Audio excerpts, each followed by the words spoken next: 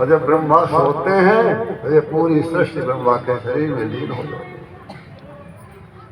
इस प्रकार से जब ब्रह्मा सोते हैं तो प्रलय हो जाती है, जागते हैं तो फिर सृष्टि उत्पन्न हो जाती है। इसको ब्रह्म प्रलय कहते हैं। गुरु जी के श्रीमुख से कथा त्रिवेणी नगर लखनऊ में श्रवण करने का अब परमार्थ किसे कहते हैं? जहाँ पर कोई मनुष्य का स्वार्थ नहीं है वहाँ परमार्थ है। जहाँ स्वार्थ लगा है वहाँ पर परमार्थ नहीं है। सबसे बढ़िया स्वार्थ क्या है? भगवान से प्रेम करना। स्वार्थ साच जीव कहु ये हा, मन क्रम वचन राम पद नेहा।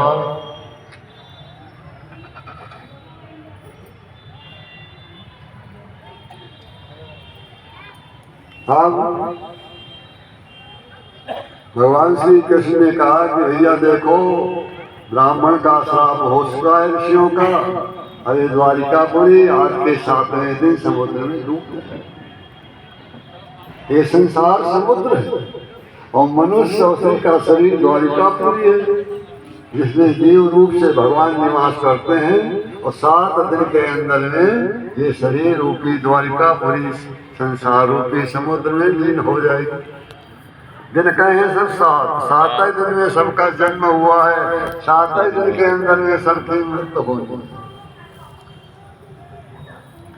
8 कोई दिन नहीं, दिन सब 7। ये भागवत सुनने का जो नियम 7 दिन का है, इसका मतलब तुम लोग समझो, जब तक जिंदा रहो तब तक रोज सुनो, तब हो जानो 7 दिन सुनो। जिंदगी भर भागवत पढ़ो, जिंदगी भर भागवत सुनो, जानो 7 दिन तुमने सुना, 8 कोई दिन ही नहीं। तो भगवान का है, भगवान ने कहा सब लोग द्वारिकापुरी छोड़ दो और चलो वहाँ प्रभास क्षेत्र में सरस्वती नदी में स्नान करो, वहाँ गौओं का दान करो, बढ़िया पूजा पाठ करो, जप करो, ध्यान करो, तो कल्याण। इसका मतलब जब मृत्यु का समय आ जाए तब मनुष्य उसी को सब कुछ छोड़ करके बढ़िया सत्संग करना चाहिए, तीर्थ करना चाहिए, व्रत करना चाहिए, अच्छे अच्छे काम करना चाहिए, तो उसका कल्याण हो जाता है। मृत्यु के टाइम में यदि मन भगवान में लग जाए, जानो मृत्यु हो गया।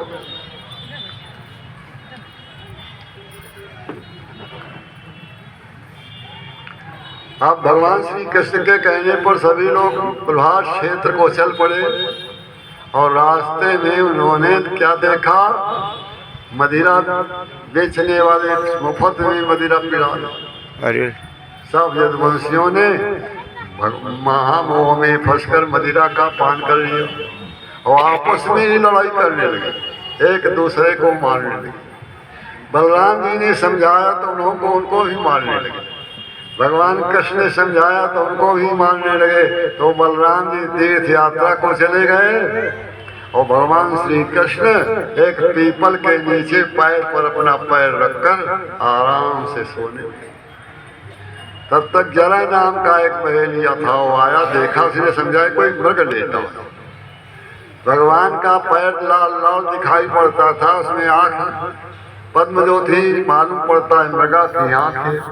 पहेलिया ने बाण मारा, भगवान वही जो चिल्लाए। पहेलिया ने कहा, रे भगवान हमने बड़ी गलती की जो आपके बाण मारा।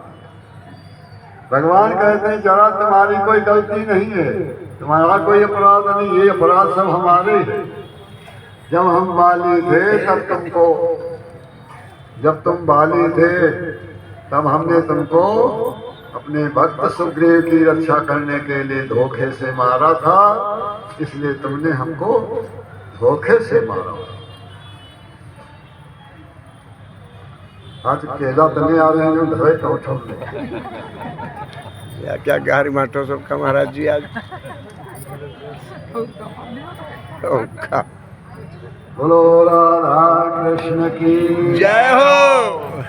भगवान कहते हैं जरा तुम्हारी गलती नहीं है, तुमने जो हमारे बाण मारा है हमारी गलती है, क्योंकि हमने तुमको पहले धोखे से मारा था, इसलिए तुमने हमको धोखे से मारा। भगवान अब तुम चलो गोलोक धाम को, अब हम भी आ रहे हैं। ऐसे कहकर भगवान श्री कृष्ण परमात्मा अपने शरीर को छोड़कर गोलोक धाम को चले गए।